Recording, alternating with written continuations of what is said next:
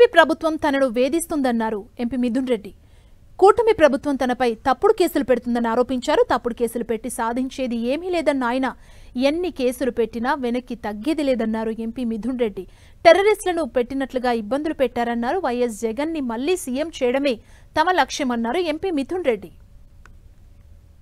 ఈ రోజు ఉండే రాజకీయ పరిస్థితుల్లో ఇవన్నీ ఫేస్ చేయాలి. మనం గట్టిగా రాజకీయం చేయాలంటే మానసికంగా సిద్ధపడాలి. ఇట్లాంటి తప్పుడు కేసులు కానీ లేకపోతే ఇంకోటి కానీ సో తెలుగుదేశం అధికారంలో ఉండే ప్రతిసారి మా పైన కేసులు పెడుతున్నారు. సో ఇదే కాదు నన్ను ఫస్ట్ టైం అరెస్ట్ చేయడం. ఇది వరకు ఎంపీగా ఉన్నప్పుడు 14-19లో తెలుగుదేశం అధికారంలో ఉన్నప్పుడు కూడా జైల్లో పెట్టినారు. అప్పుడు కూడా తప్పుడు కేసు పెట్టారు, మరి కోర్టు కొట్టేయడం జరిగింది. సో ఇవన్నిటికీ మనం పెద్దగా ఆలోచించాల్సిన అవసరం లేదు. జగన్మోహన్ రెడ్డి గారు మాకు ధైర్యం. సో ఆయన అధికారంలో ఉన్నప్పుడు మమ్మల్ని చూసుకోవాల్సిన దానికన్నా బాగా చూసుకున్నారు, అన్ని విధాలా బాగా చూసుకున్నారు.